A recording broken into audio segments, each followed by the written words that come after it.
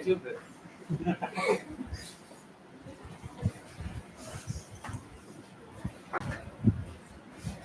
Good evening, everyone. Today, welcome to another Sikara seminar series. Today, we are very privileged to have among us Dr. Abhiram Sharma. He is a senior researcher at the Post-Growth Innovation Lab at the University of Vigo, Spain. He is an interdisciplinary scholar whose research addresses two broad questions: the democratization of scientific decision making and the politics of sustainability. He has widely published in top journals and with major academic publishers on regulatory governance and the politics of sustainability. He is a member of the editorial board of several reputed journals, such as Bulletin of Science, Technology and Society, Sustainable Horizons, and International Journal of Qualitative Methods, and associate editor of Indian Sociological Compass and Journal of Environmental Studies and Sciences. Let us all welcome him for this seminar. Thank you.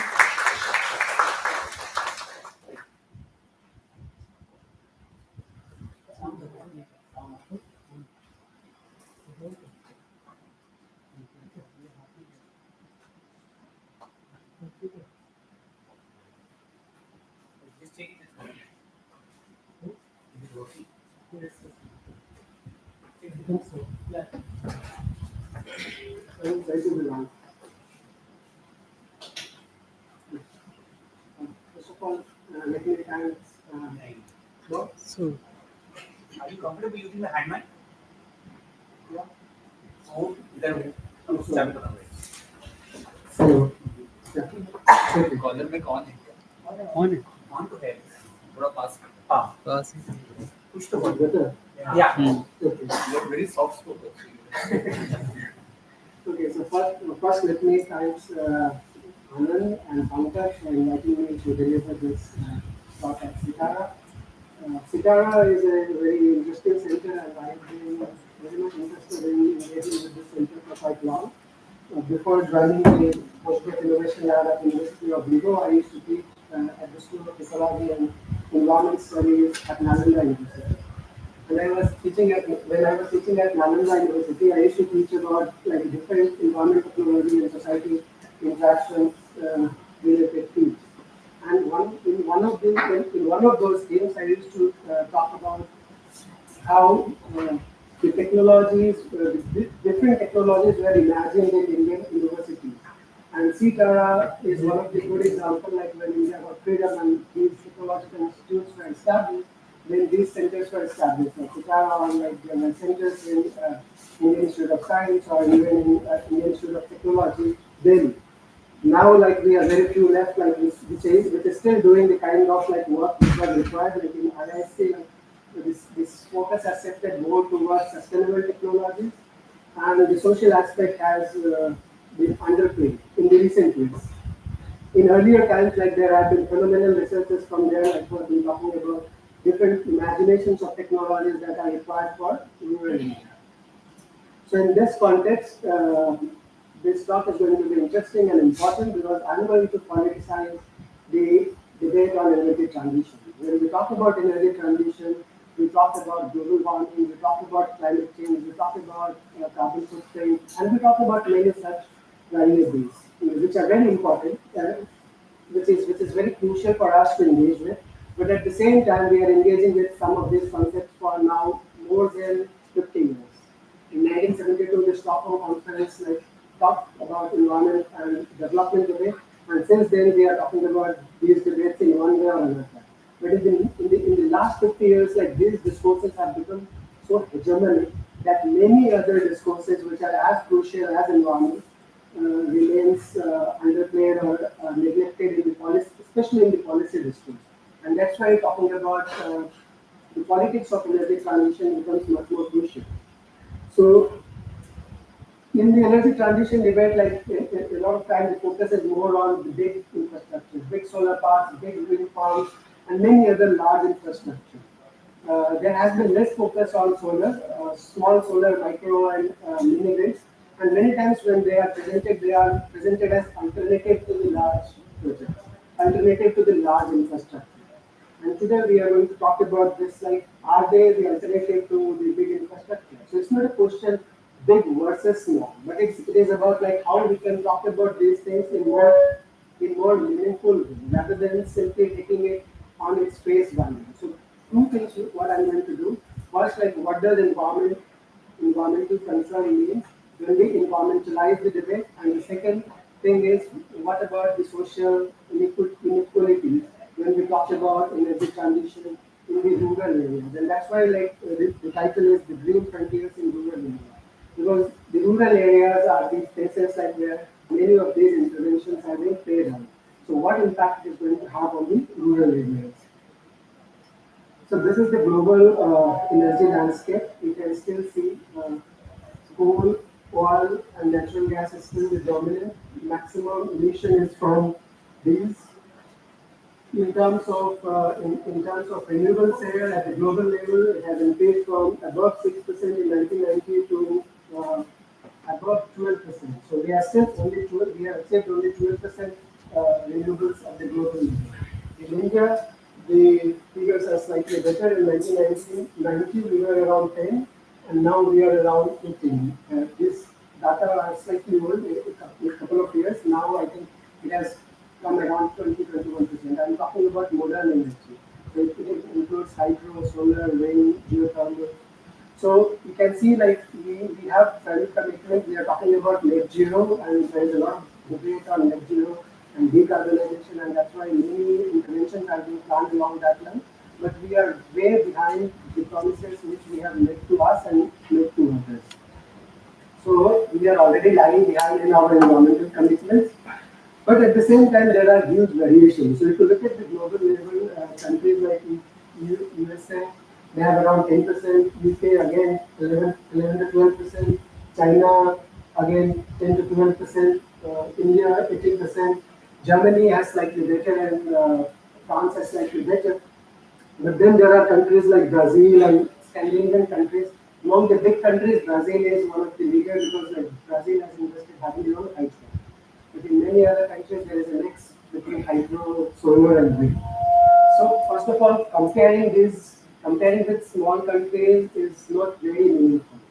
Their problems are different, their situation is different. So when we compare, we need to compare between bigger countries and how these things are being played out, even in terms of installing these things, the renewables. So when we talk about energy transition, obviously there are different ways. Like, there is no one way. We have to move away from fossil towards renewable. And what are the ways through which we can move? So one way is like the state-based infrastructure, like where state is investing either through public oil companies or through public subsidies, or there is public-private partnership. State is investing along with private companies, or increasingly there have been private companies who are now investing in these sectors, and the state is receiving back in many countries. The third is the community based. Like in community based also there are different models, like there can be user paying for these things, there can be like philanthropic organizations, there can be NGOs and civil society organizations funding, there can be government organizations funding these projects. So there are multiple schemes going on. In the large sector, it is largely the big private capital, and that's why some of these companies which were not there few years back, but now have become big leaders. And financialization of things has also happened, and that's why if you will see the share market, the share price of some of these companies during wind or solar has increased phenomenally in phenomenal terms, and they have installed huge big projects in many parts of India.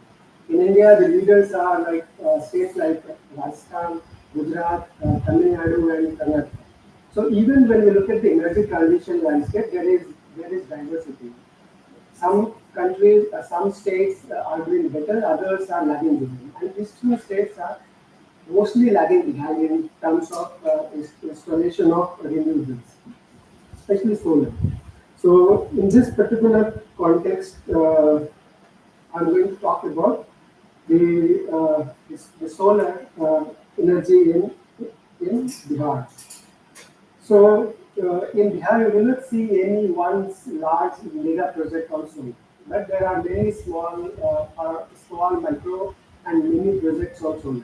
Even though Bihar government has a renewable energy department since the late 80s, the Bihar government has come up with policies for promoting solar energy in the last 2 to 3 decades. In recent years, in last decade also, they have come up with a policy for promotion of renewables.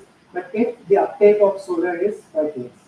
Few years back, let's say 10 years back, like the electric connections in Bihar were poor. People were not even having average electricity access in comparison to the national standards. But in the last 1 decade, the access to electricity has increased. So in that context, some of these projects came up, like which were for double purpose. First for increasing energy access, and the second was for meeting the energy and climate commitments and environmental commitments.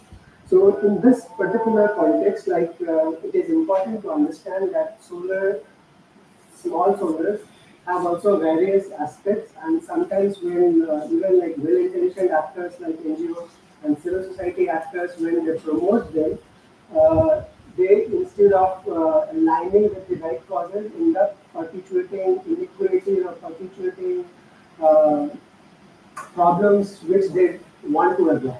And that's why engaging with this project will give us understanding that how these small solar energies are being implemented in rural parts of India. So rurality is again very important that need to be understood in India's context. Because when we talk about India, still more than 60% of our population resides in rural areas. The precarity of livelihood is huge, caste inequalities are huge, class inequalities are huge, but at the same time we have a very aspiring population. We should not see rural as static.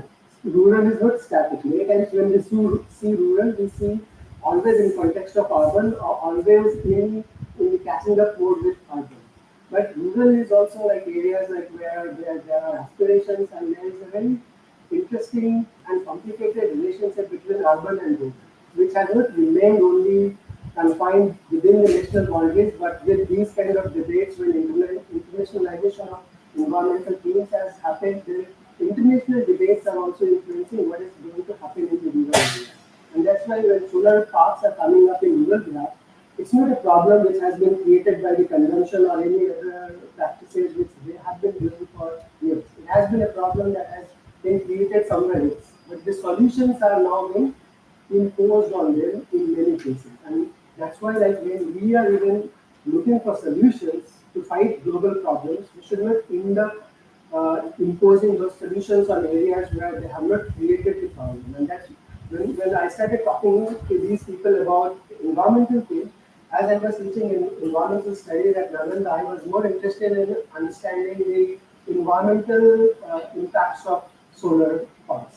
Interestingly, in most of these, my discussions with different groups, environment was not coming up as a major thing. Environment was not even coming up in the discussion. And there were different themes emerging, and some of them were true, some of them were mostly myths. So that's another aspect like which we rarely analyze. So some of the people like whom I was talking, they started saying that because of the solar, the rain has decreased.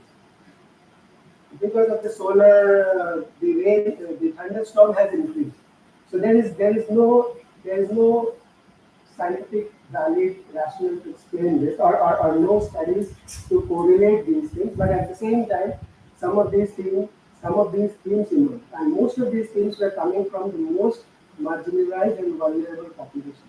Even within the villages, when I was talking to the landed farmers, those who were coming from the upper caste, they were saying that there is no environmental problem, there is no environmental impact because of this.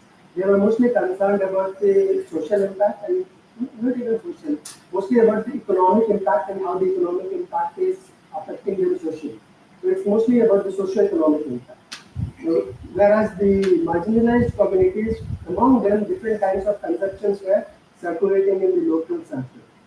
And they can have a they can have a difficult or an imposing impact on the adoption of this thing in the rural areas, where myths and half-truth becomes more important than even like many times like scientific studies. So that's why like environment also need to be understood in multiple ways, not only the way in which how we are training them in our higher education institutes or in our policy networks, but also how they are understood at the ground level when we are imposing these or when we are implementing these solutions as environmental solutions to fight environmental problems at the global level. So in this context, I'm going to politicize the energy transition debate, and the idea is first, like rather than narrowly defining the environmental problems and essentializing the environmental problems, we need to see them in a more broader context.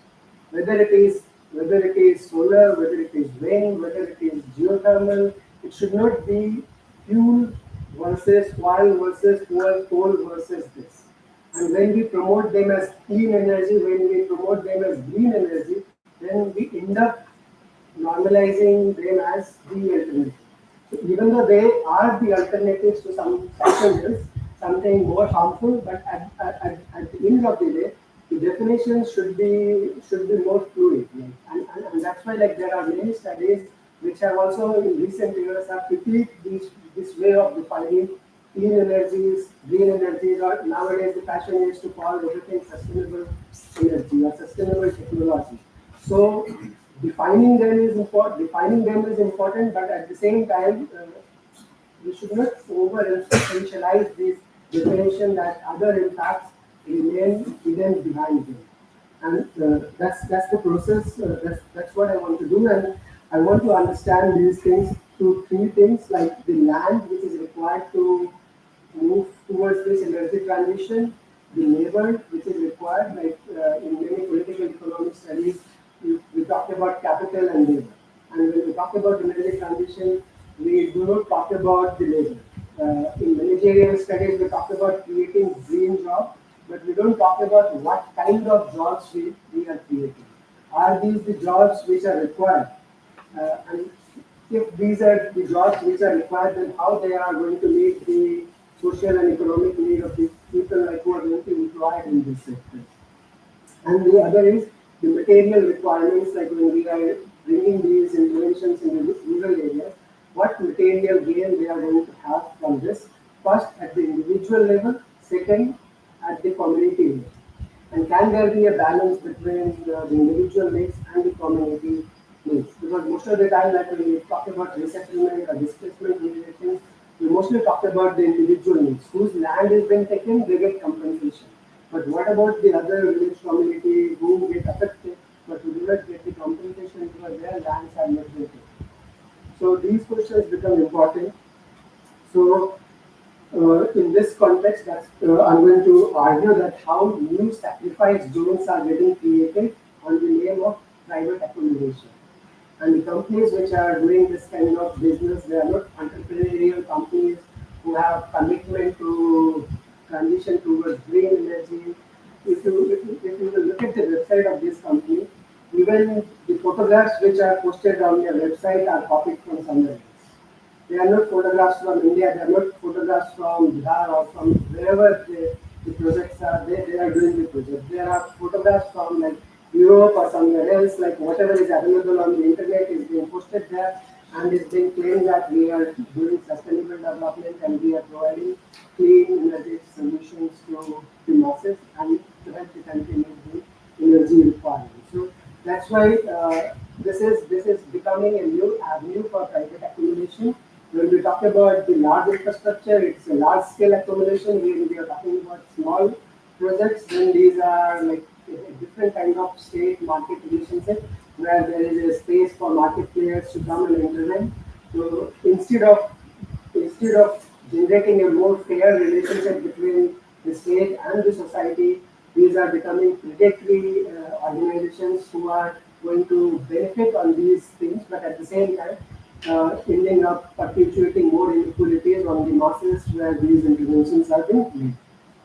So the first question is land, labor, and livelihood. So interplaying of livelihood and livelihood is that when we look at the total energy, total land required to move towards renewable, in some studies, there are very few studies, but in some studies, like they have argued that the land mass equivalent to Portugal is required to achieve the energy transition. So think about like the land mass which is required. Do we have the land mass to go in this direction? How we are going to go in this direction? We already know those who do environmental studies, there are different kind of environmental conflicts. There are different kind of infrastructural conflicts, whether it is coal, whether it is hydro projects, whether it is infrastructural projects, and a new sector has been added, that is renewable. So even for renewable energy, there are large parcels of land required, but we don't have the vision to generate that amount of land to transition towards that. And even when we are transitioning towards that, how we are going to change the land use pattern. So in this context, one thing which came up is rather than buying the land from the farmers, now this lease system has come. So rather than completely buying, they are seeking lease for 30 years. And in this project, they did that. The idea was that it is better, but in my interaction with the farmers, already 12 or 13 years have passed since the installation of this project. And all the time when I visited there, everyone was unanimously rejecting the project. They were saying that the moment the project will get over, we will take that on the land. So that again puts a question mark on like what is the sustainability of these kind of movements? Are they going to be sustainable? Because land is a precious commodity in a country like India. Like where livelihood is a big question. Land is again confined among small classes. There are many landless communities, especially in Bihar, like there is a huge underprivileged population, and so is the case in many other parts of the country. So those who own the land, how they are going to share the land with others for different purposes? That's a big question. And the land is again tied to rural-urban migration. So when I was talking to the most marginalized communities in the village, there is a community called Renewables. So they are mostly landless neighbors. They are not even worried about like how this project is going to impact them. They were narrating like how it has impacted. Like for instance, like the way to go to the crematorium, the distance has increased, the water flow or the water channels that has been disturbed. But they are so disprivileged, they are so disproportionately affected in our political system that they don't even consider whether this project is there or not. They have anyway, most of the people have been going out to get jobs, mostly working in the display industry and working as agrarian labor in the local economy. But at the same time, these projects are not going to change anything to them in their local context.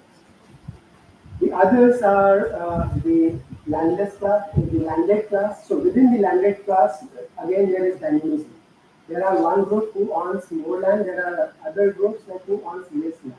So those who were owning more land, they were in support of this project because they assume this is going to be a good support in terms of economic income.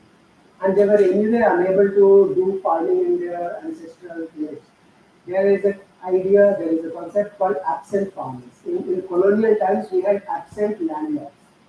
In Bengal, there were many absent landlords. They had big land in different parts of rural Bengal, but most of them were staying in Kolkata. Similarly, now in India, we have many absent farmers. They are farmers in name because they own land, but they never engage in agricultural activities. So they rent their land on lease, they rent their land on different sharing basis. So these people like who have large parcel of land and who are unable to do land, unable to do farming, they were more ready and more eager, and most of them were also more educated. So they were influential families within the village. So when they opted to go with the private farm to get their land on lease, there was a consensus that okay, these people are more aware, and these people are if they are ready to go, they were able to convince the others that this is going to be a beneficial solution for them. And as a result, even small farmers who were resisting, many of them eventually ended up giving their land. There was only one farmer whose land was coming in that area, has has resisted and he declined to give. And he is still doing farming in that part of his land. And his land is beyond the boundary wall. Whereas all others, around 110 Bihar, which is equivalent to around 70 acre of land, has been given to this. After 15 years, now everyone was vehemently saying that they should go back. They should take away everything and we should get our land because we can do agriculture. What changed in the last 2 years? That's important to understand. So it's not only what is happening in the energy sector. What is happening in other sectors also matters. So what has changed is the introduction of bore wells, introduction of deep bore wells, introduction in other technologies like plastic pipes. 20 years back or 15 years back, plastic pipes were not available that way. Borewells were not available and borewells were more expensive. Now, when they can afford to go deeper, they are able to extract more water, and with plastic pipes, they can do farming in areas where it was not possible. So they were dependent on rain-fed agriculture, but with this, they can do farming. So the option like which they got in terms of return from the solar is less than what they could have gained from doing agriculture. So that's another thing. So how they have fixed the price for the land which they are leasing and how much money they are getting. So this firm said that they will give 5%, 7% rise every 5 years to accommodate the price rise. This is definitely not enough. And these were the major concerns which were there. Similarly, there were other concerns like uh, sorry, concerns regarding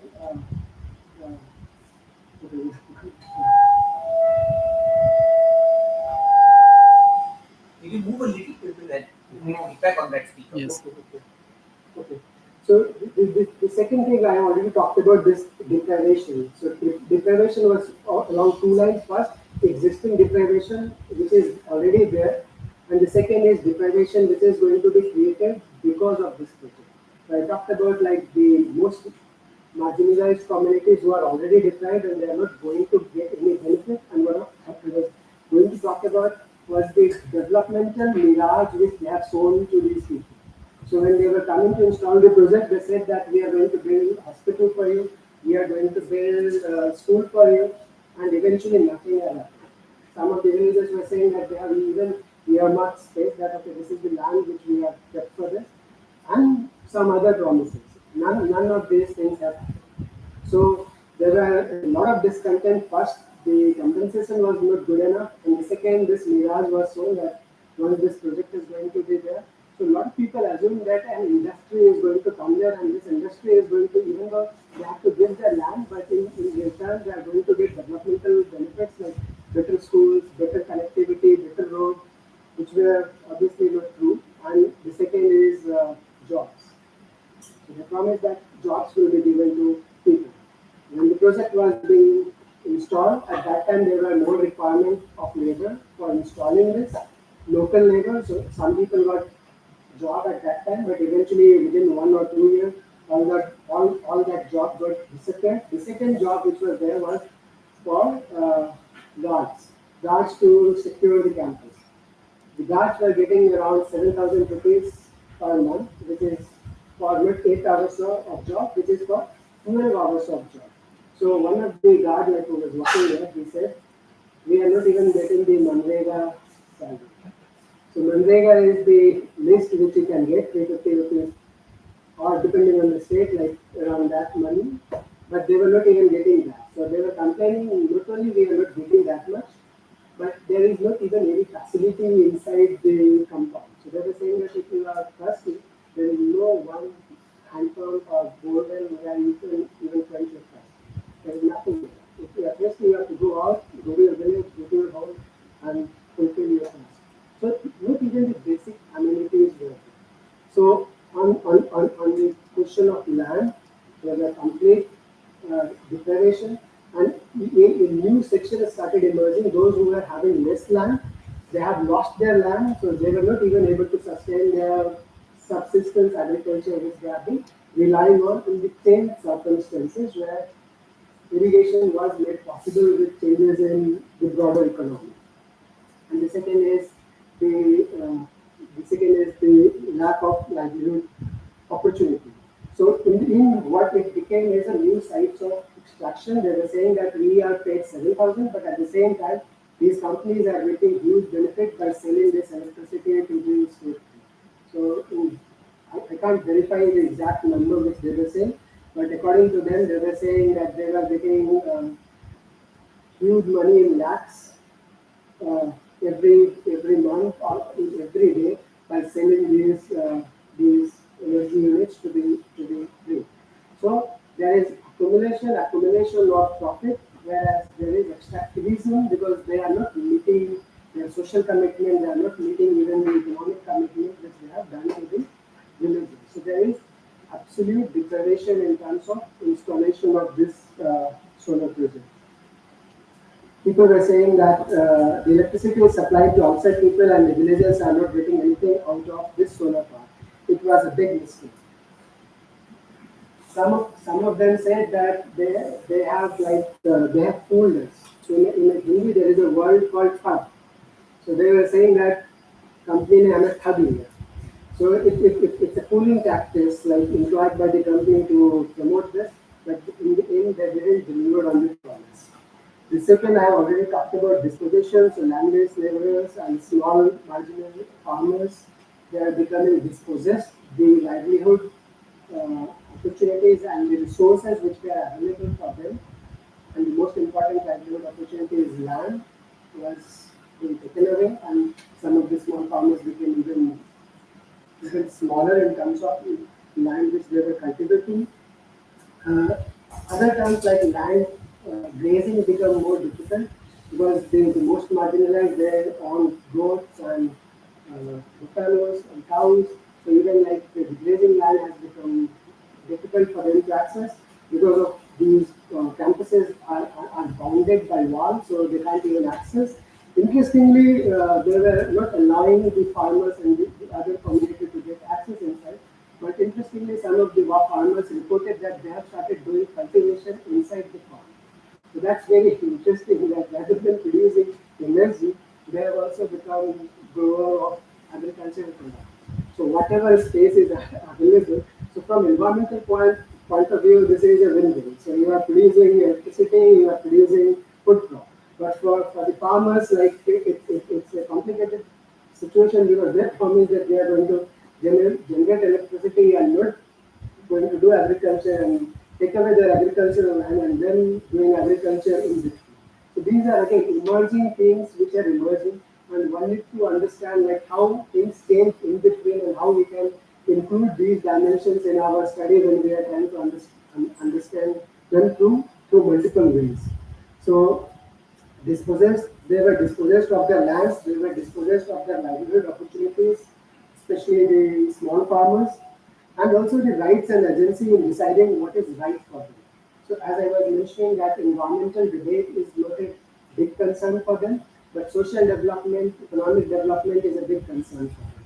And we know that like in India we are talking about increasing the farmers' income, and we understand the vulnerability of our farmers, and with climate change they are becoming more and more vulnerable. And when they are becoming more vulnerable, and when they have lesser land to cultivate, then their situation is becoming uh, more troublesome. And that's why like their agency to decide on these things become important because if we only see it through the narrow lens of environment that if this is the environmental solution and this need to be implemented, then we are resisting or we are taking away the right to take what is right for them. And that is why like procedural justice or recognition-based justice is important. And in large scale projects like procedural justice and recognition-based justice has been talked a lot, but even in small forms, these things become important. And the final is, so because of the disposition and disposition and deprivation, there is a huge discontent. Almost all the farmers whom I talked with, many of them were using abusive words because they were so angry with the farm. Some of them were saying that they should take it away right now. as some of them have understood because they have signed this agreement, it can't happen. So some of them are saying that they have chopped off our hand. So our hands are tied. So because we have committed to this, so we can't do anything. But the moment this will get over, we will take back our land. So in many other literature, you will see like when we put this debate in a very uncritical manner, we see it as a win-win solution and we don't see the darker side or the underbelly of these things. But when you see it from many diverse ways, like you see the many angles which can be played out or which are being played out. One aspect like which I didn't study adequately was the opinion of the most marginalized community. Like even when we go as a researcher to rural areas, we end up talking to farmers. And in most of these places, farmers are dominant caste and dominant class. So their class position, their interest is very different to the interest of the working class or the labor class. And the laborers' interest and the laborers' concerns remain undeclared. And especially this is the case in the environmental discourse. The environmental discourse are often set by the middle class in the urban areas.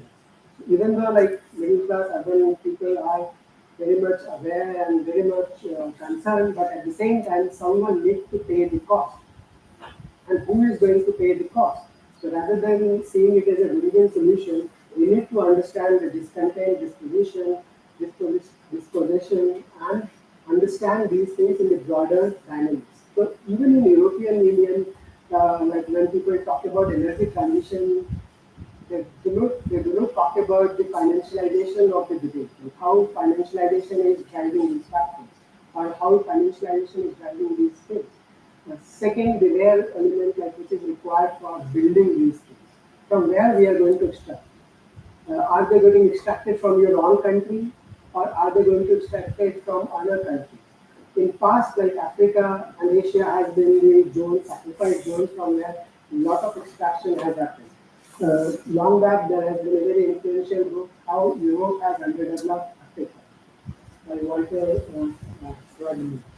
So he has written about the capitalist and the colonial relationship which Europe has with African countries. Similarly, in today's time, like if we only see energy transition in a very narrow environmental term, we will not see the sacrifice zones, and we will end up only managing, coming up with technological and managerial solutions to address them. When we talk about sustainability, it's important that we bring the voices of the people, we bring the agency of the people, not at the national level, but also at the subnational level and the local level when we are framing these debates. So this disconnect with the environmental, I've already talked about this disconnect with the environmental and energy imperative. At the larger scale, the policy discourse is driving the environmental and the energy discourse is driving this, but at the grassroots level, the concern is more along the social and economic lines. And the fault line is very clear. So the question is how we can bridge this fault line. So what I try to explain that there are big entrepreneurs like Adani and many others, Tata, which are emerging as big players, but are they only serving the environmental purpose? Or are there other purposes? I'm not going to question whether there are vested interests, they are already aiming for that, or these have emerged up in the process.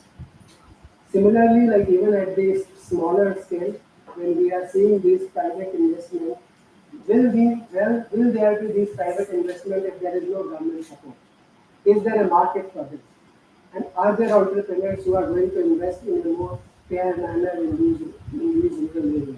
Or are there going to be new sacrifices where environmental imperative is going to be used to push different agendas? Even though on the face the imperative is to push for environmental energy requirement, that no one is like at the local level, they are not getting the benefit. The benefit is getting distributed at the big level, so in the cities or in other places, they are getting the benefit. So people are talking about like how we can come up with models like where they can also get the benefit. So if they can get free electricity or at least at the community level they can get some solar connection. So this is one thing. The second thing is the land value. So whenever these projects come, often there is an idea that okay, these were barren lands. These were not used for agricultural purposes. So the price set for these things are kept at low value. So that's another question. So the price should be based on the agricultural product, or the price should be based on the profit which they are going to get from that land by installing a different kind of thing. So when I was doing fieldwork in Spain, this thing came up repeatedly. Their wind energy was being installed, and what farmers were saying that do not see our land as barren land, where nothing is happening. When you see the land and when you see the value that there is huge wind potential, so you see economic value out of it. Similarly, when you want to share the benefit, when you are reaping profit from it, also share similar kind of benefit to those whose land you are taking. So at the core of this, at least among the landed families, and even among the upper, more landholding or less landholding community, the concern is more about the sharing of social benefit and the sharing of economic benefit. But at larger level, the question is again about how when we environmentalize this debate, the social, the political, and the economic concerns get underplayed. So the overall argument what I try to make is the environmentalization of this debate has led to a particular kind of market-led model which is being promoted as the technological solution, the managerial solution to achieve these targets. And I try to argue that how if you see it through the narrow lens of environment and through these particular market-based models which are unfair to the local people and the local communities where these projects are being implemented, then the environmental promises, the environmental objectives, whatever we are trying to achieve, is not going to be achieved, and the sustainability of these things are going to remain questionable. So neither the sustainable transition is going to be achieved, nor the social goals are going to be achieved, and this will lead to more conflicts in the communities. And farming community is also becoming more and more aware. And that's why you will see more resistance coming out from the farming community when someone even with good intention will go to these places to install a solution from outside to rural areas. Or even like when they have collaborators from the rural areas to bring these solutions to the rural areas. So with this I will stop.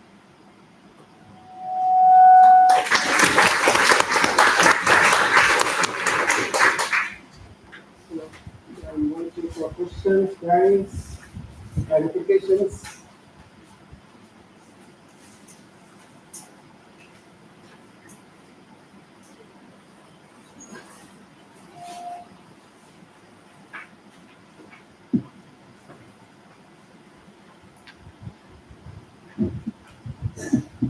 Thank you, Dr. Sharma. Very fascinating talk. So, I have two-fold question. One is about green capitalism, that if you can explain a little more. And another thing is this you have found this post-growth innovation lab. So, if you can speak a little about that lab, what, because we have been exposed to the in development theory class, like Professor Subodh Wale, that postmodernism. So, is this similar kind of what? If you can say a little about your lab. First I will start with post-war. So it has many roots. One is definitely the roots from India, like which is the development debate. Like in India, we have a long history of critique of development, how the economic development which was promised after independence has been delivered on the promises. Similarly, there are other roots from from the Latin American context, like where post-development region has been made, and the dependency theory have argued that how the growth paradigm has not delivered on the promises. And there is another stream which is from European countries, like which has talked about convivial technologies, community-oriented technologies. So there are many routes to this debate, but this new uh, stream is emerging. Some people call it movement, some people call it the new subdiscipline which is emerging, which is critiquing this fascination for economic growth. Like we are fascinated like in our economic policies, in our national media, like we always talk about okay, the growth rate is going down, or like the growth rate will slow. So this has become the dominant case. But there are already a lot of critiques that this growth is not going to be just to everyone. So even when we are delivering at a higher growth, but that is not going to give uh, economic benefit, social benefit, or environmental benefit to everyone. So there are multiple concerns. Like first is the economic concern. There are people who are going to remain economically underprivileged, and even more. Their situation is going to be more precarious during COVID and during many other cases when there has been hiccup in the economy. We have seen that how they are faced, how difficulties, different kind of difficulties they are faced. Then there is the social cost, like marginalized communities, whether in the US in terms of race or in Europe in terms of migrant labor, in India in terms of caste, are not benefiting in this uh, growth rates. So even though India is growing at a higher economic growth rate, but still like the inequality has not increased. More and more people have become middle class, but at the same time, the deprivation has also increased for many others. So how we can think about deprivation and rather than keep looking at it as like the top-down model, like where the benefit will keep sipping towards the bottom in a very slow and eventual manner. And third is the environmental cost. Like the environmental cost is one of the biggest concerns. So the environmental footprint has increased. Like in 1970s, like the first report of the limit to growth was published by Club of Rome, where a few MIT scholars came up with this model, like where they argued that if we keep growing at this pace, how our environmental resources are not going to be enough, which has not been completely true. And now, after 50 years of the publication of that report, we know that like we are still growing at a faster rate, but it has not been completely depleted. But at the same time, it is also true because like we know that like the debate has now has been weakened in terms of planetary boundaries. So in planetary boundaries term, we know that like we have involved consumed, we have surpassed like our capacity in many terms. So that's why like the focus on rather than on growth should be rethought, and it should be rethought in terms of like other models like where economic growth is not the imperative and social betterment or other models like which balance the economic growth with others become more important. So in USA for instance, like the military industrial complex drives the growth. So it can give you more growth, but at the same time, the benefit will not go to the bottom segment of the people. Like in US, there are studies now, the social upward mobility has declined. There are many counties in the US like where the inequality is like or the time required for moving from one socialist strata to another has increased. So that's why that's also one of the reasons you see the rise of populism in these. When it is not the land of opportunity, even like in rhetorical sense. So when things have become more difficult, so what they used to achieve in past is not going to be feasible. And so is the case in India. So that's why like different group of people are trying to argue that we need to go beyond the group logic and see economy in more holistic terms. So which are the social sectors which need more investment? Which are the sectors which needs less investment? So coming up with an amusement park will obviously increase the economic growth, but at the same time at cost of many other things. So the water required in a rural area. So now I don't know how many of you have seen. Even now when you go outside small cities, there are amusement parks coming up. So who are the people who are going to use these amusement parks? A very small fraction of the society who are going to use. And the amusement park, especially related with water parks, they are going to extract huge amount of water. So for their amusement, you are extracting a lot of water, and that is going to change the kind of land use which was prevalent. So do we need this kind of development? And do we need this kind of economic growth to sustain our economy? So these are the concerns that which have led people to go beyond growth There are others who are also talking about DB. So rather than so depending on the country. So European countries like now their economy is already quite big and the per capita income is quite high. So rather than thinking about more growth, like how some sectors can degrow so that they can fit within the planetary economy. There can be different scale. It can be at the city scale. It can be at the municipality scale. It can be at the country level. So the concerns are similar, like how we can make our economy and society making more effective and more balanced. And green capitalism. So capitalism like had many varieties and like in context of China now people are talking about state-led capitalism. So like what are the capitalist practices, what are the capitalist principles like which drives our economy? So in the environmental debate also like great capitalism is like capitalization of like land, labor and other resources for environmental purposes. So, and capitalism is seen as the only way to get out of this problem. Whereas like a lot of people have critiqued that capitalism is part of the problem. Rather than saying it as part of the solution, it has been the part of the problem which has created this environmental, in, again in economic terms, they will call it externality. But in political science terms, you will see it as colonialism. And that's why like green capitalism is leading to green colonialization. So like environmental debates set up in one country is being adopted in other countries without completely understanding what are the environmental threats we are facing, what are the problems which we are contributing to. So the middle class in these countries, they have understood it, but at the cost of what? Are they still paying for the cost? Like when I have presented this talk in some other places, some urban people came to me and asked, so where are we going to get our energy? Those especially living in the city. That's the question you have to think. So that's the question like the city dweller has to think. Or like whoever is high consumer, high emitter. It's not a question you should ask the person who is not creating the problem. Because he or she is not either creating the problem, but you are imposing the solution on them.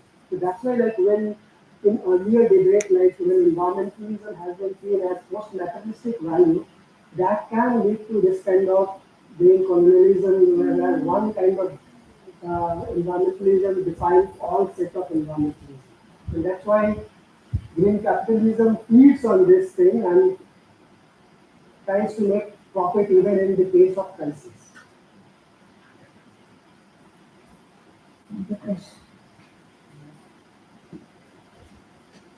Uh, Thanks for the talk. I just wanted, And we have a working mic in it. When it stops working, we have to press. So I was looking forward to get some more specific details about the issues that you were discussing. Which I could not find neither any numbers nor any geographical data. So if you could, I don't know whether you have a slides on that, but which specific sites you are talking about and what site, because it's a small size also, but then what is the size, what is the area, how many farmers are getting impacted, how many people, what is the methodology that you follow? Elaborate on that. Sure. I'm not focused on the third part. So this was based on like case study method. So as this was a specific site, so most of the data I collected was through individual interviews, group discussion, site visit, and the secondary data was collected mostly from secondary sources. So the government policies or the companies, their website and whatever information available online. So this site was, there were two sites in Dhamka and one of, so this is in South Bihar, which is Nawada district. It is one of the poorest districts in the country, where the per capita energy consumption is quite low. Even in Bihar, now when like, the government claims that 100% electricity has happened, electricity is not available throughout the day. But people are happy that they are getting 15 or 16 hours of electricity that is more than enough for them according to their perception. So they see it as sufficient, whereas we as urban dwellers do not see it sufficient.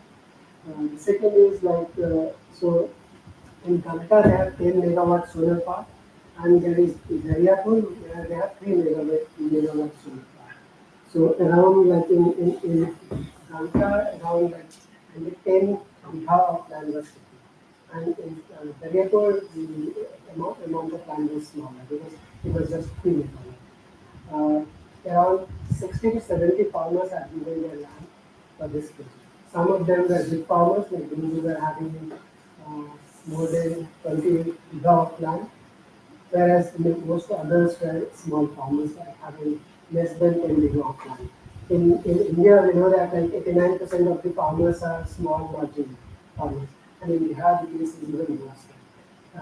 In the current generation, most of them will have land holding around 2 giga, 5 giga, like that. So if your 5 giga land is gone, then like you don't have any other means to support. If your 5 giga or 2 giga or 3 giga land is gone from 50 giga, like you can still like you have enough land.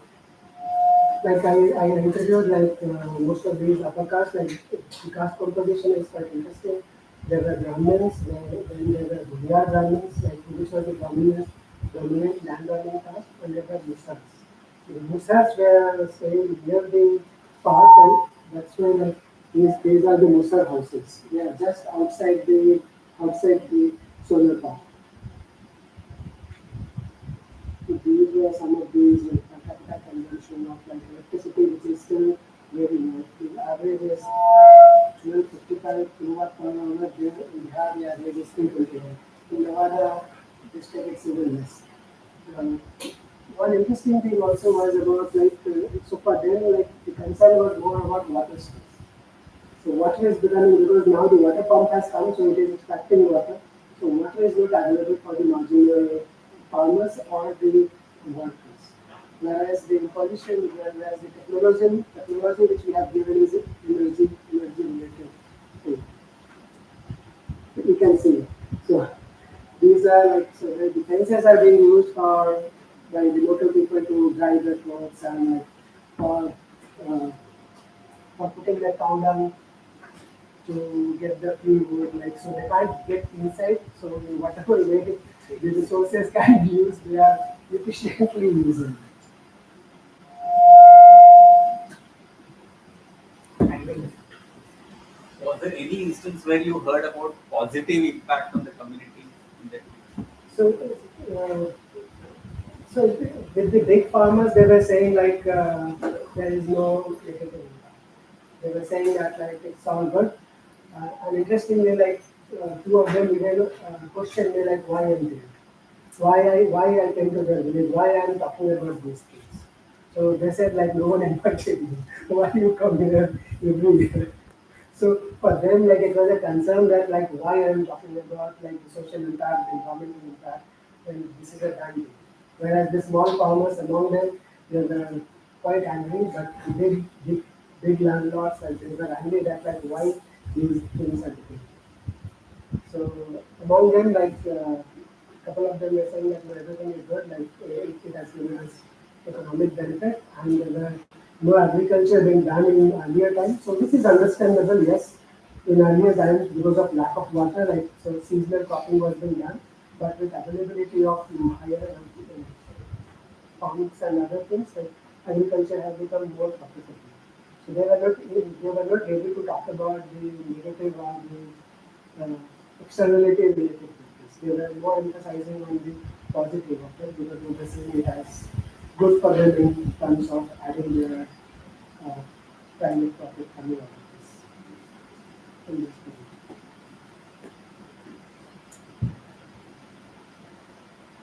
period.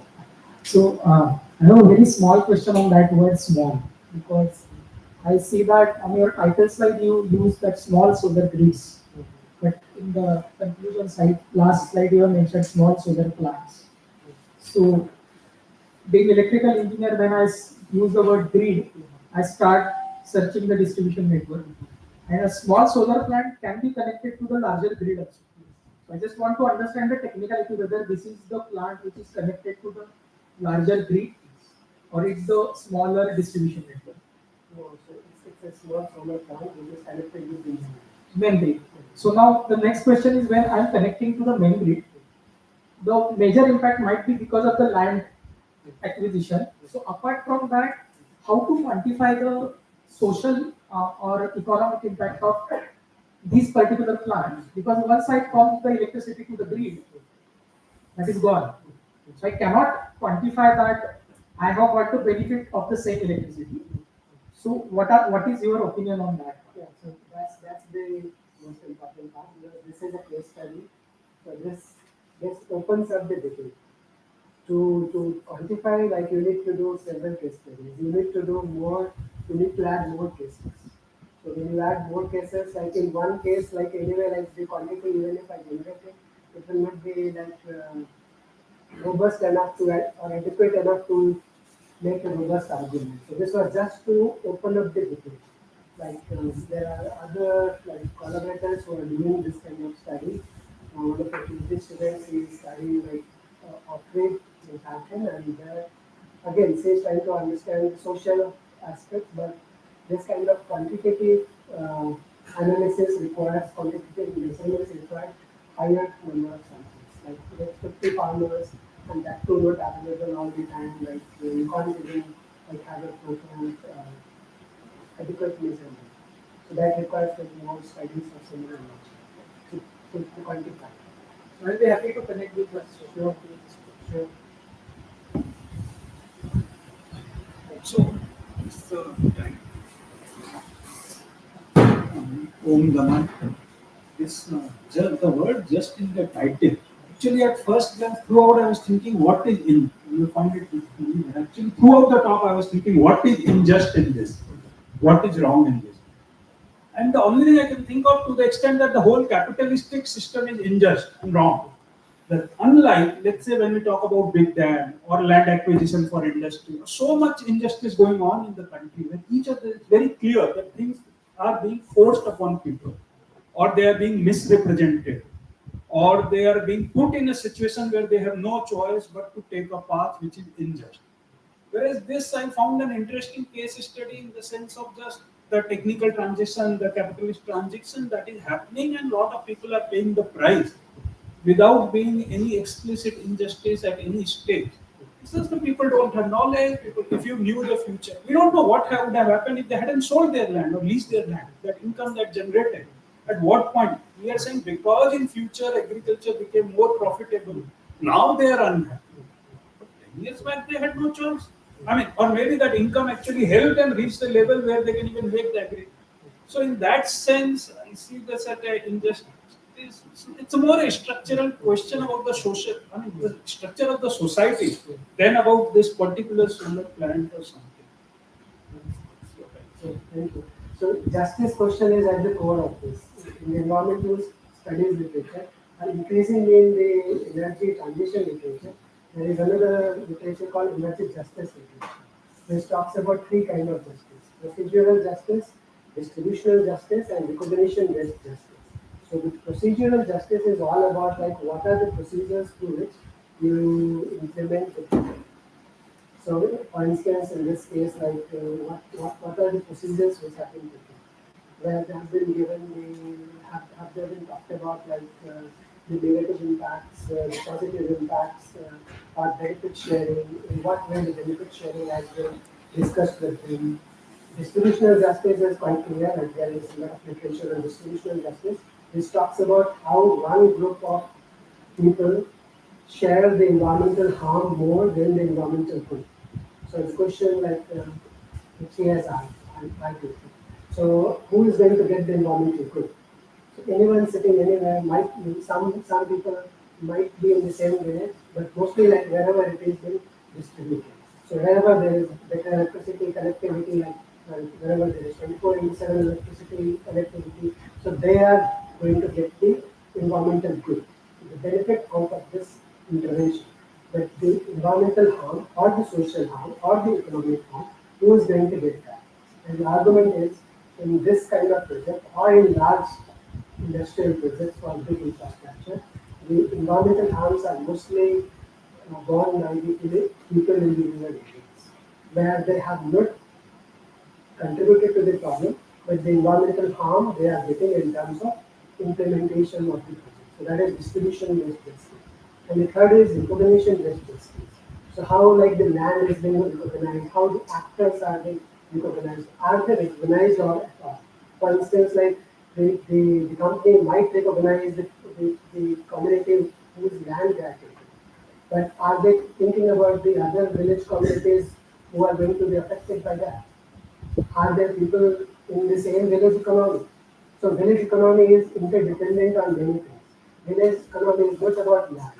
It is about many other activities. So, and how these activities support each other, and land is at the core, agriculture is at the core. And when it is changing, a lot of other relations will also change.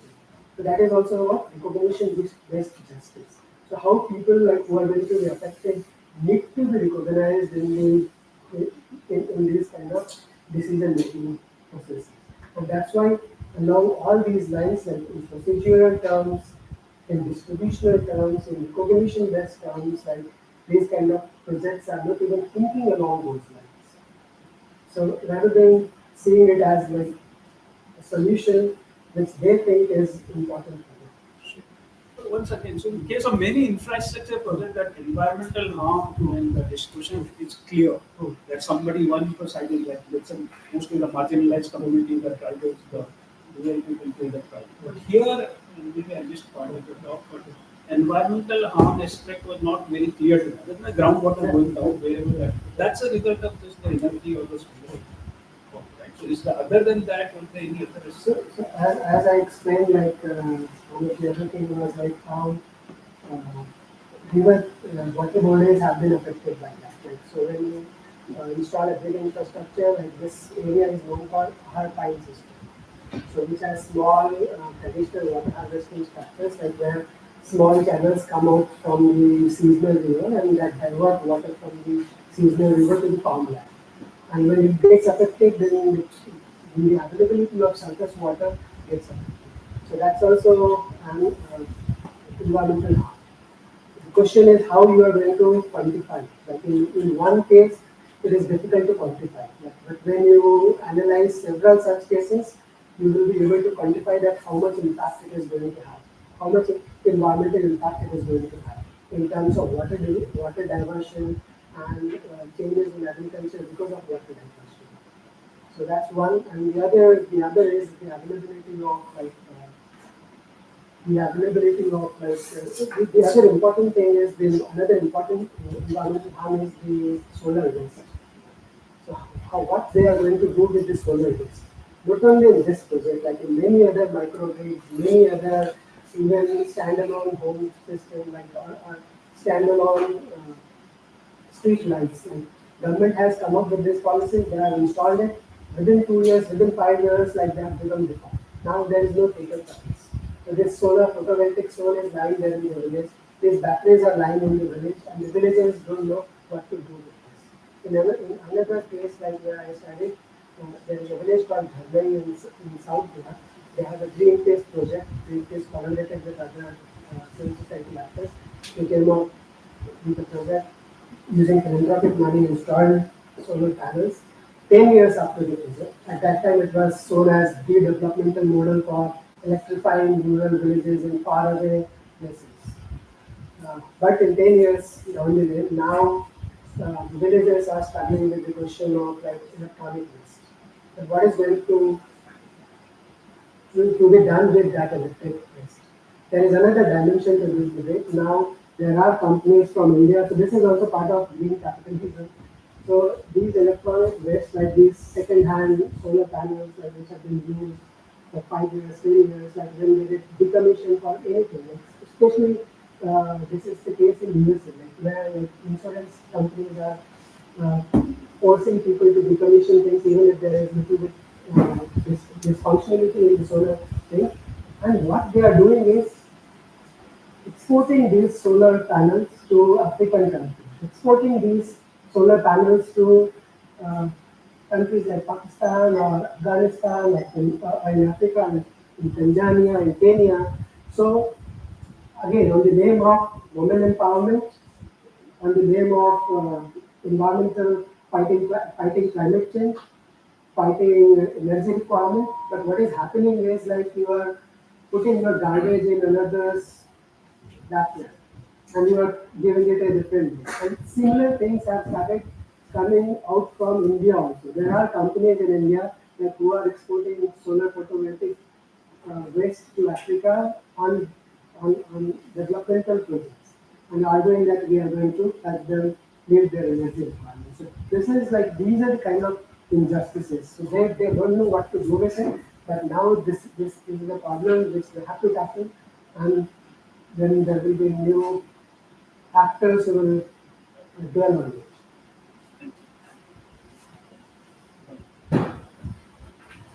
One clarification question is, since you mentioned about 10 megawatt plant, so there must be some requirement for maintenance and cleaning of the plant.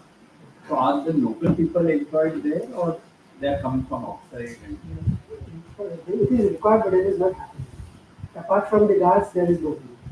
no, if it is not happening, then the investor is not going to get the expected return from the plant Yeah. because the output from the plant will go down. Yeah, So if they want to run it as a commercial business, then they will have to maintain the plant and uh, periodically clean it. yeah.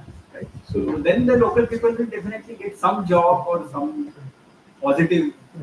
But again, the point is like these jobs are so precarious that like it is not going to like, for instance, like getting 7,000 or 6,000 like salary for 12 hour job. So they are not even like they don't care. People were saying that like once the project completion will be over, like the completion date will be over, and they might get stolen. Or they might be used for something else. Like there is no honest like if I'm getting paid 6,000 or 5,000, like they are not worried to protect it in the way that they want to. So it's a precarious job they are doing because it is available, but the kind of commitment which the companies and the local actors they have on the part is missing. And they in this particular case, like even in the agreement, there is a module that like they will take care of the waste, but that is yet to be seen. And when I see that like this company has not come up with any other solar park after this, then it is very doubtful that like they will fulfill the promise. So that's again like the precariousness of the capital. I'm at least with this particular case or with one case, I'm not arguing that like every private entrepreneur is like this. But what models we are seeing is giving a different picture. They are not giving a picture that the trust is being built, and there is a lot of distrust, a lot of discontent.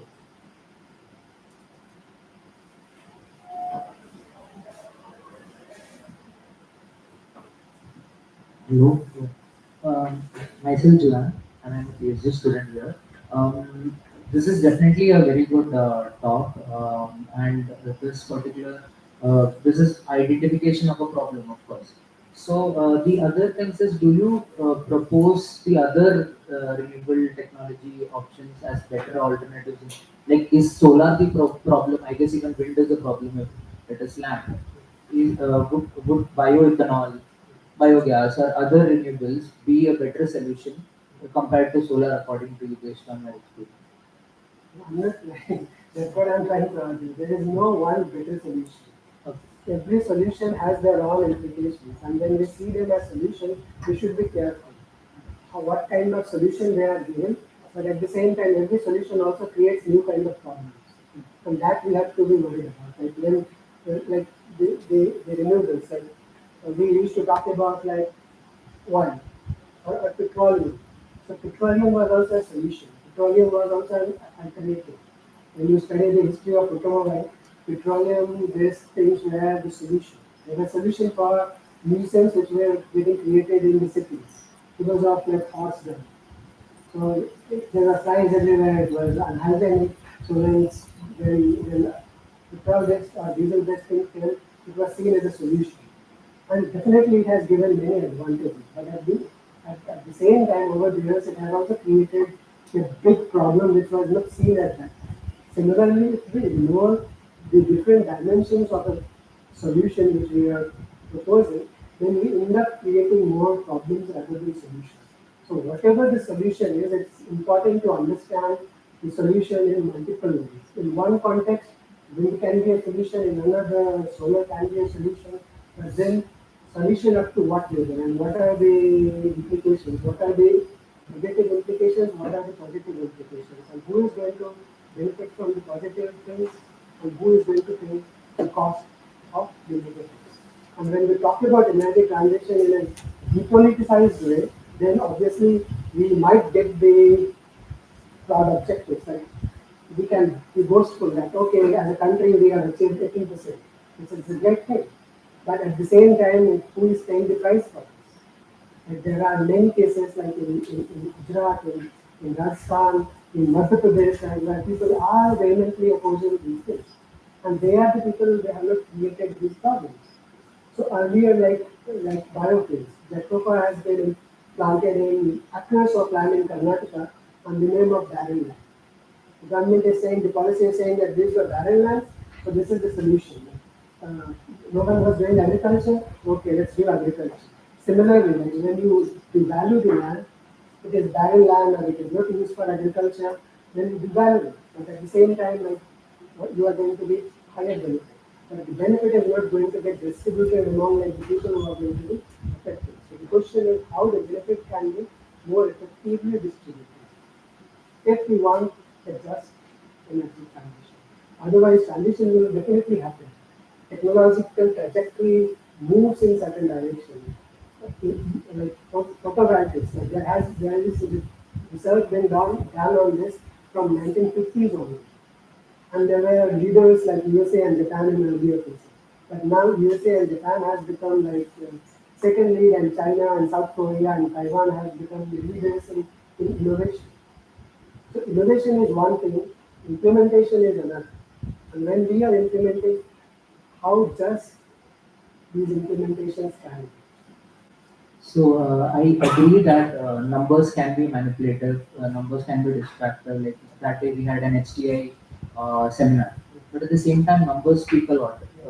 Data is something that is required, and sometimes I feel when there is a social study or a social impact study, there is a very important requirement of numbers there because why is the environmental talk so strong? Because the numbers are strong. When it comes to ozone depletion, you talk in Dobson units. When it comes to global warming, you talk in kg CO2 equivalent. But for social studies, if you can, I mean, probably quantify all of these studies with the others that you talked about, and if it can be quantified, and then if you propose something like a TBA, a triple bottom line framework, where one particular solution is eco-friendly, but it's not socially relevant or economically relevant. So it's probably the numbers that we, I mean, would probably tackle this, where you actually say that okay, solar has less social impact according to this parameter compared to the others, and then that is reflected in the policy and then in transition. So I think that is something which is really lacking when a study comes up saying that okay, this is the experience of rural area. But I got your point. So I, I have two examples. I am aware about Trump index. Okay. How many of you are aware of Trump index?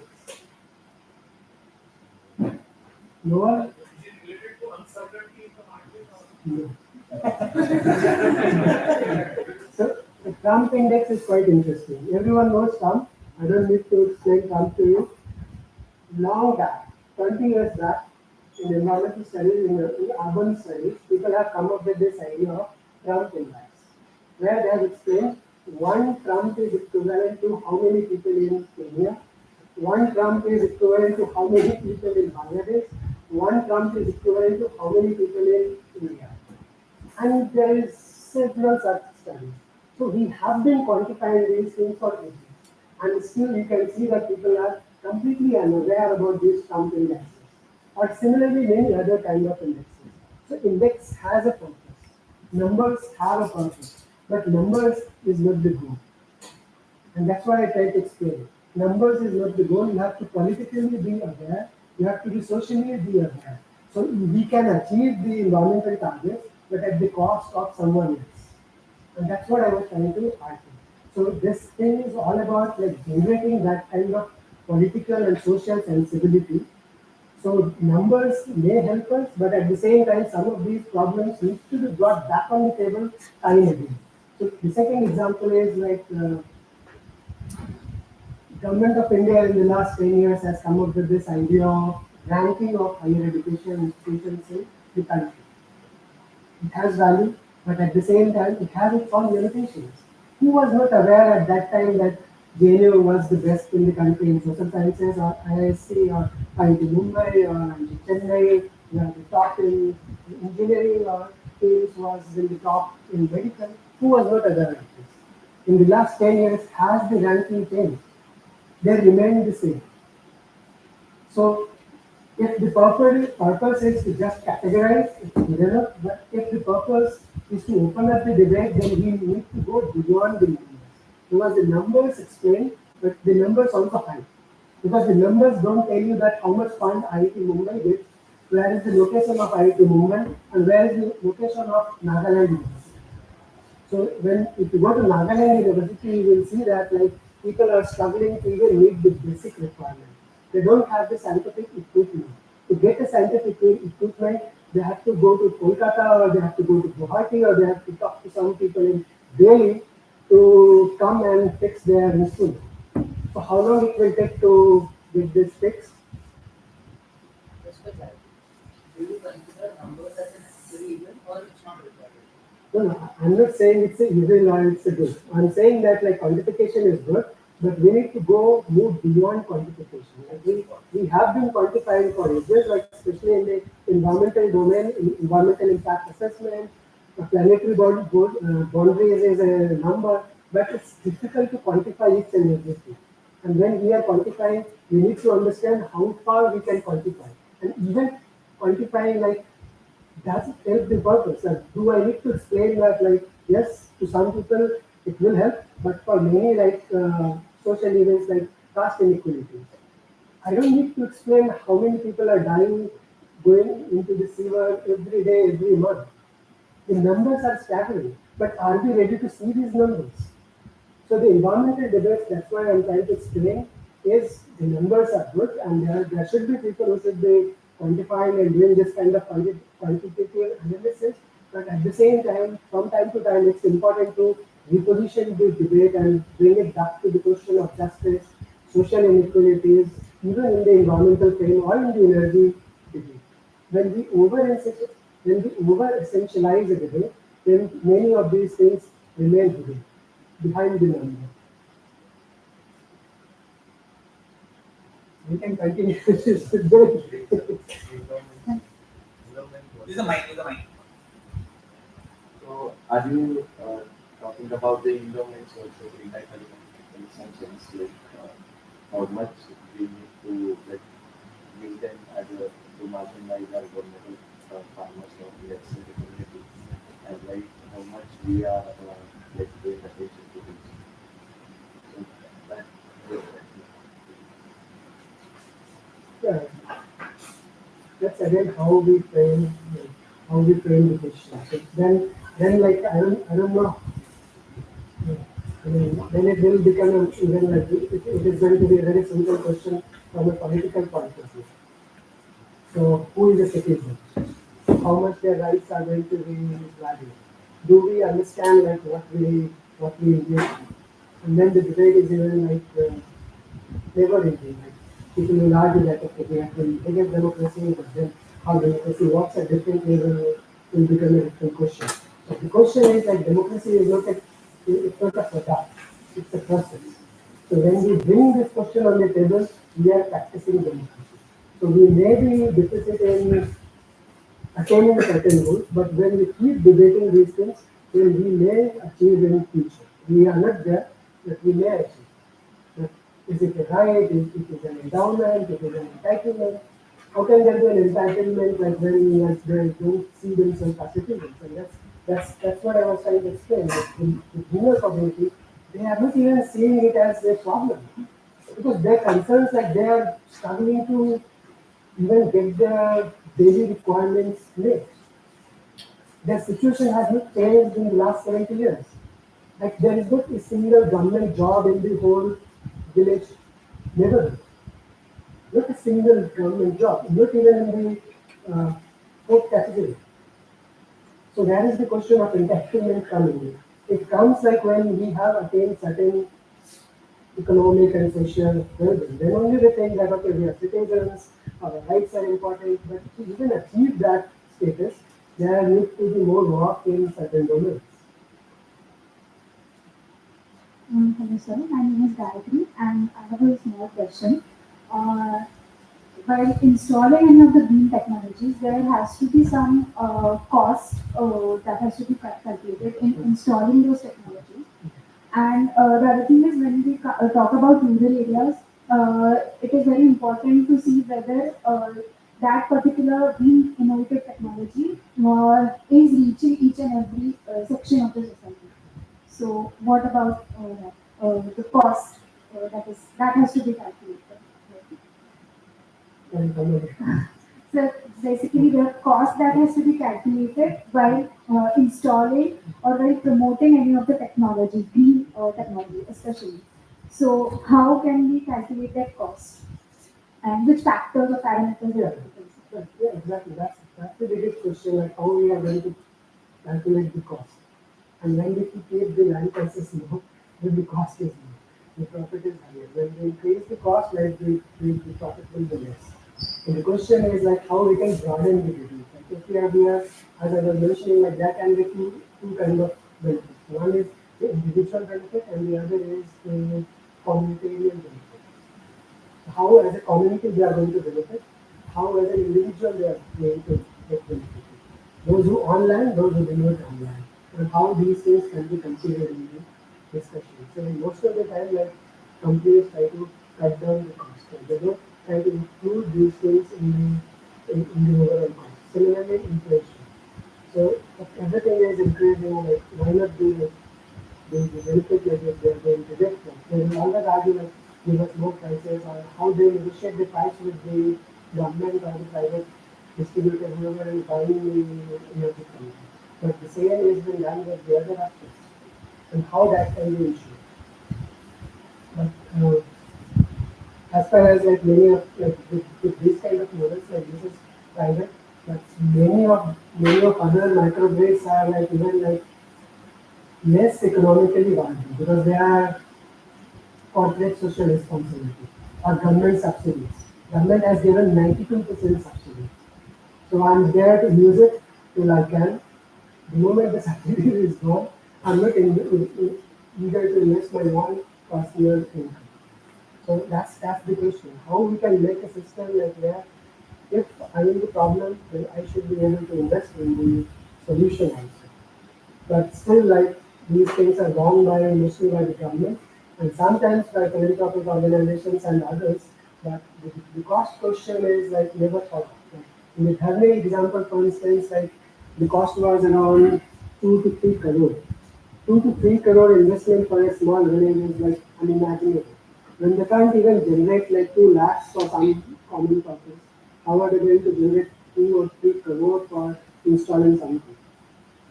The other dimension is like they can generate 2 lakhs, but for religious purposes. If there is a religious occasion in the village, there is a lot of occasion, lot of time, and they will be able to generate. So how we value, how we prioritize, that becomes the question. And the rurality also becomes important in these contexts. So when people cooperate and when they don't cooperate, that's become important to understand. Ac- when factors or actions from within the local economy can help, and when things can work from outside. I'm not arguing external versus internal, but a more fair balance between external and internal. The thing is, like when I visited this village and I asked them, has anyone come to your village to study? And that is the story with many places. And they said no. And that's the reality of our country. Like, we have so many things going on that our researchers are not adequate enough to go and study these things because the higher education institutes working in these places, especially in the rural areas, are not even interested in or not because of structural reasons or many other reasons, they are not even going to these places to study this. So one Sitara is not enough to study the diverse rural communities and rural problems our country is discussing. So we will finish on that note. So we need more sitaras.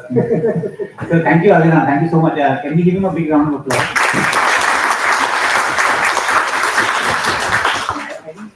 I think it's been absolutely fascinating, and for the kind of way you have done the study and opened up questions.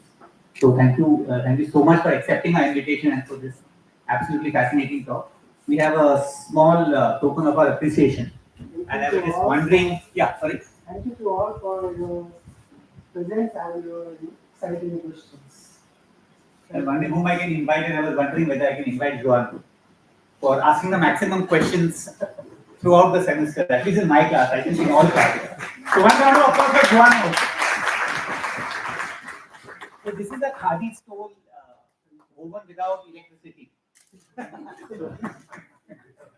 But thank you so much. Thank you so much. Yeah, and this also is the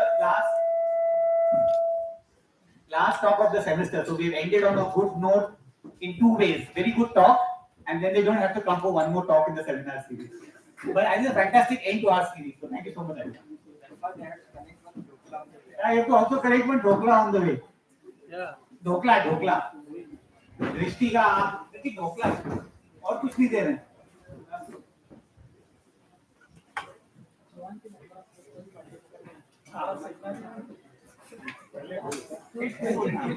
और class में क्या होगा हमारा